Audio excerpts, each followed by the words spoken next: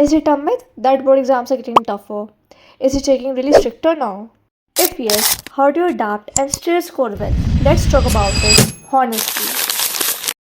Hey everyone, I'm Avi and today I will be opening about how I scored 94.2% as a humanities student in class 12 despite constantly battling various doubts, myths and confusion just like many of you might be facing right now. Honestly, it's partially true.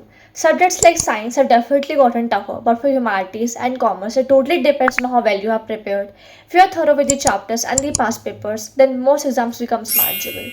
For me, business studies and English felt the easiest, but sociology, psychology, and PE felt challenging.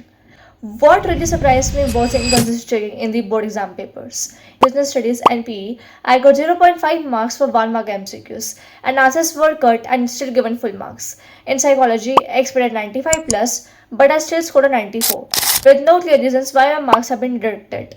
Even my teacher felt that the marks were really unfair. So yes, the batting and the checking can be really unpredictable, but with smart prep, you can do still really well in the board examinations. A lot of students choose PE thinking that it can be studied last minute and that's easy. But that's not really true, especially for humanities and commerce students. For science students, it overlaps with what they already study, such as biology and general science. But if you're from a non science background, there are certain chapters that need proper understanding, not just skimming through. However, even for science students, they do need to focus on certain chapters. That's what helped me in PE. Focusing on keywords, examples, and presentations, using diagrams or stick figures to fill up the space and making my answers clear. But most importantly, don't ignore the MCQs because that's where I lost most of my marks. If you want a separate video on how to avoid common PE mistakes and actually score well, then let me know in the comments. Reference books do help, but NCRT is a must if you want to score 90 plus. I know how teachers rant upon it being a Bible because it truly is a Bible. Here is what I used. In business studies, I used Subhashte, which worked very well for me in both 11th and 12th. Some even recommend Poonam Gandhi, but I have not used it, so I don't have any opinions about it. However, don't skip NCRT images from business studies, as board often ask picture-based questions, and I lost one of my marks there.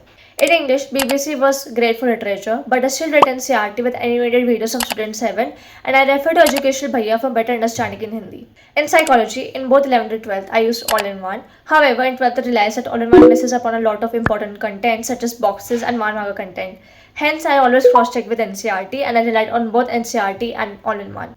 In sociology, we have two books in both 11th and 12th, so I used all-in-one in 11th fully. However, in 12th grade, I used NCRT fully for book 2 and I partly used all-in-one for book 1. And I cross-check with all-in-one and NCRT and I realized that all-in-one just misses upon a lot of content in sociology also. Hence, I mostly relied on NCRT. In PE, we are aware that it doesn't consist of any NCRT. Hence, I used SP in 11th and Sanskrit in 12th grade as they were recommended by school teachers, and to some extent I also used all-in-one in PE. Use guides for extra help, but NCERT should be your main source. This brings me to my next point. Not at all, except if a teacher is recommending you any. You can find tons of free PDFs, question banks, and sample papers, and even toppers copies online. CBSE's official website is full of resources. I suggest waiting you to buy sample books until the late in the year, around pre-boards or when the syllabus is actually about to be over. If you prefer physical books, go for it. But only after checking with the seniors or teachers. Otherwise, you can do great with just NCRT, free online material and CBSE material.